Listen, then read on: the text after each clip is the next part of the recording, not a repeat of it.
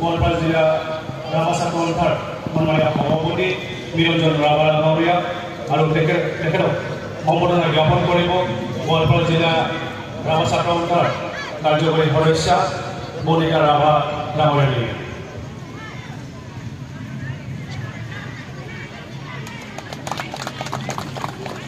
আন এগৰাকী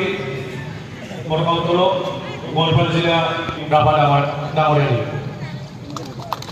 আৰু ইয়াৰ লগে লগে আজিৰ পতাকা উত্তোলক তেওঁলোকৰ যি পতাকা উত্তোলন কাৰ্যসূচী এই কাৰ্যসূচীটো সমাপন কৰিবলৈ আহিলে বুলি ৰাভা ডাঙৰীয়া।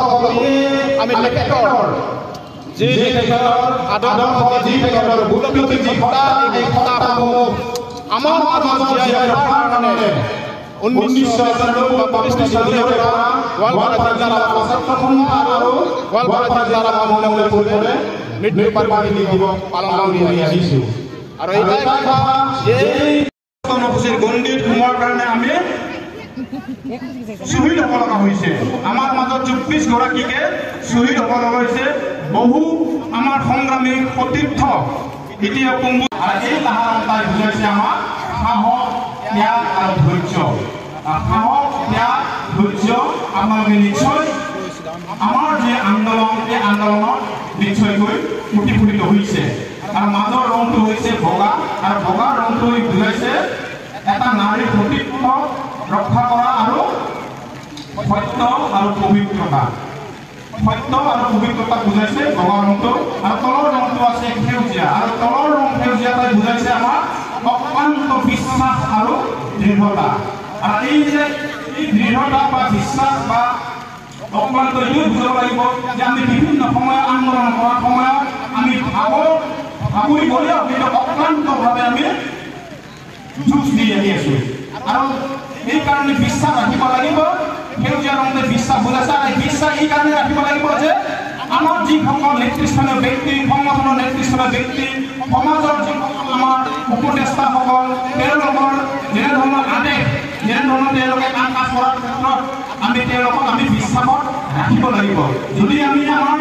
মুৰব্বীসকলক যদি বিশ্বাসত ৰাখিব নোৱাৰে তেতিয়াহ'লে সেই জাতিটোৰ বা সেই সংগঠনৰ কেতিয়াও কাম কাজ আগবাঢ়িব নোৱাৰে। তাৰ কাৰণে এই বিশ্বাস, এই দৃঢ়তা তাকে বুজাইছে সেউজীয়া ৰং। আৰু মাজৰ অংশখিনিত যিটো ঢাল আৰু তৰোৱাল, আপোনালোকে নিশ্চয় জানে ঢাল তৰোৱাল ক'ত ব্যৱহাৰ হয়। ঢাল হ'ল শত্ৰুৰ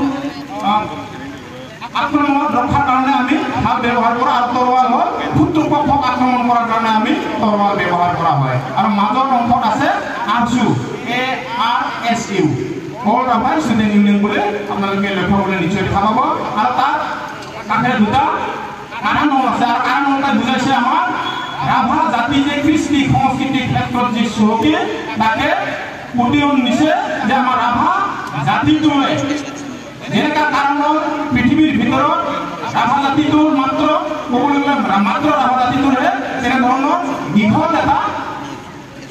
ইনষ্ট্ৰুমেণ্ট আছে মিউজিক ইনষ্ট্ৰুমেণ্ট য'ত নেকি আমি ৰাভা জাতিটোৰ বা কাৰণত আমি পৰিচয় পাওঁ আৰু সেই কাৰণলৈ বুজাইছে আমাৰ আমি বিভিন্ন কৃষ্টি সংস্কৃতি আমাৰ বিভিন্ন কৃষ্টি আছে আমাৰ হামদাৰে হওক সাঁতাৰে হওক হাৰকান্দিয়ে হওক মৰাণ নৃত্য আমাৰ বিভিন্ন উৎসৱ পাৰ্বণত আমাৰ কৃষ্টি আছে আৰু এই কৃষ্টিটোৱে আমাক চহকী কৰি ৰাখিছে যে ৰাভা জাতিটোৱে কৃষ্টিৰ ক্ষেত্ৰত চহকী আৰু এই চহকীটোৱে কাৰণটো প্ৰতীক হিচাপে ব্যৱহাৰ কৰা হৈছে সহযোগিতা বিচাৰি মোৰ যি চমুক বক্তব্য ইয়াতে সামৰণি মাৰিছোঁ ধন্যবাদ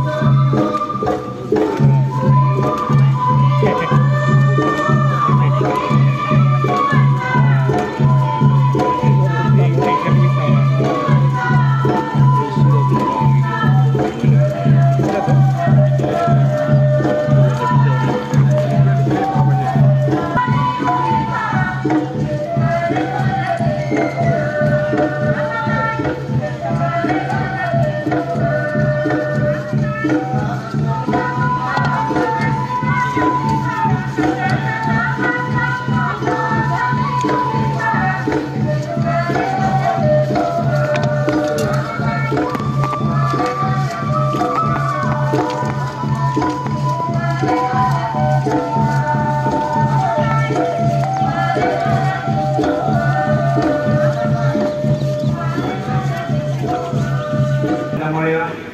ৰাভা সাহিত্য পৰিষদৰ আৰু সদস্য ফুলেৰৱালা ৰাভা ডাঙৰীয়া ইয়াত উপস্থিত থাকিব পৰা গোৱালপাৰা জিলা স্বাস্থ্য অৱস্থিত অভিৱৃদ্ধি সন্মানীয় সম্পাদক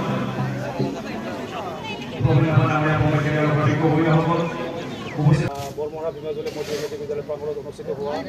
কলাগুৰু বিষ্ণুপ্ৰসাদ ৰাভা দিৱসৰ আজি শ্ৰী চতুৰ্থ কাৰ্যসূচী বৃক্ষৰোপণ কাৰ্যসূচী আৰু এই বৃক্ষৰোপণ কাৰ্যসূচীত আমি ব্যাপক হিচাপে আমন্ত্ৰণ জনাইছোঁ আমাৰ কৃষ্ণাই আৰক্ষী চকীৰ সহ ভাৰপ্ৰাপ্ত আৰক্ষী বিষয়া শ্ৰীমা চেত্ৰী ডাঙৰীয়ানী আমি আমন্ত্ৰণ জনাইছোঁ আমাৰ উদ্বোধন সমিতিৰ সন্মানীয় উপসভাপতি তথা ৰাভা হাছং সাহিত্য পৰিষদৰ সন্মানীয় শ্ৰী দেৱন মুমিন ডাঙৰীয়া আমি আমন্ত্ৰণ জনাইছোঁ ষষ্ঠ অনুষ্ঠিত দাবী সমিতিৰ সন্মানীয় সভাপতি গোৱালপাৰা জিলা সমিতিৰ ভৱেন ৰাভা ডাঙৰীয়া আমি আমন্ত্ৰণ জনাইছোঁ আমাৰ উদ্বোধন সমিতিৰ উপসভাপতি তথা ৰাভা হাছং সাহিত্য পৰিষদৰ সন্মানীয় সাধাৰণ সদস্যা ৰাভা ডাঙৰীয়ানী আৰু আজিৰ এই কাৰ্যসূচীটো আৰম্ভণি কৰাৰ আগমুহূৰ্তত তেওঁলোকৰ উপস্থিতিৰ বাবে আমি তেওঁলোকক শ্ৰদ্ধা আৰু সন্মান যাচিবলৈ আগবাঢ়িছোঁ আৰু শ্ৰদ্ধা আৰু সন্মানৰ চিনস্বৰূপে আমাৰ যি কৃষ্ণাই আৰক্ষী চকীৰ সহ উপপৰিদৰ্শক সীমা চেঞ্চ আমাৰ জিলা ৰাভা ছাত্ৰ সন্থাৰ কাৰ্যকৰী সদস্য বন্দিতা ৰাভা ডাঙৰীয়াই আমাৰ আন এগৰাকী গছপৰিদৰ্শক মাননীয় দেৱান মুমিন ডাঙৰীয়া সাধাৰণ সদস্য ৰাভা হাছং সাহিত্য পৰিষদ তথা উদ্বোধন সমিতিৰ সন্মানীয় উপসভাপতি তেখেতক আমি এখন ৰাভা জাতীয় বজাৰৰ সম্বোধন আগবাঢ়িছোঁ আমাৰ আন এগৰাকী গছপৰিদৰ্শক আমাৰ গোৱালপাৰা জিলা ষষ্ঠ অনুষ্ঠিত দাবী সমিতিৰ সন্মানীয় সভাপতি ভৱেন ৰাভা ডাঙৰীয়া তেখেতক আমি সন্মান আৰু শ্ৰদ্ধাচিহ্নৰূপে এইখিনি ৰাভা জাতীয় বজাৰৰ সম্বোধন আগবাঢ়িছোঁ আমাৰ গোলাবাৰী এইখনি ৰাভা জাতীয় বজাৰৰ সম্বৰ্ধনা জ্ঞাপন কৰিব লগাইছোঁ আৰু সম্বৰ্ধনা জ্ঞাপন কৰিব আমাৰ কাৰ্যকৰী সদস্য বন্দিতা ৰাভা ডাঙৰীয়া আৰু ইয়াৰ লগে লগে আমি গছপুলি ৰোপকসকলক তেওঁলোকৰ যি কাৰ্যসূচী এই কাৰ্যসূচীও সমাপন কৰাৰ কাৰণে অনুৰোধ জনাইছোঁ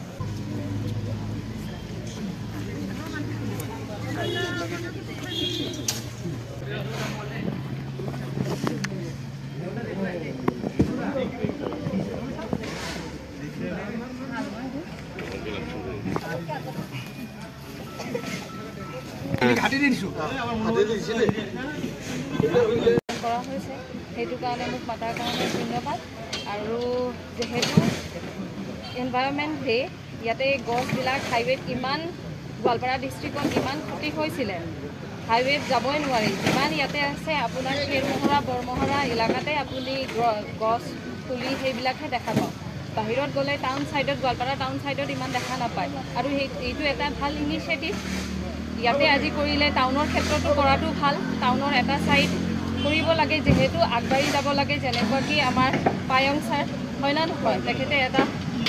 ৱৰ্ল্ড ৰেকৰ্ডত তেখেতৰ নাম আছে যিহেতু বৃক্ষৰোপণ কৰি তেখেতে ইমান ডাঙৰ এটা পদত আহি পাইছে চ' আমি গছ ৰোপণ লগাব লাগে কাটিব নালাগে গছ ৰোপণ লগাব লাগে আৰু উন্নতি কৰিব লাগে গোৱালপাৰা ডিষ্ট্ৰিক্ট এটা এনভাইৰনমেণ্ট ফ্ৰী হ'ব লাগে ইমান দিনে দিনে ডে ৱাইজ আমাৰ পলিউশ্যন বাঢ়ি আছে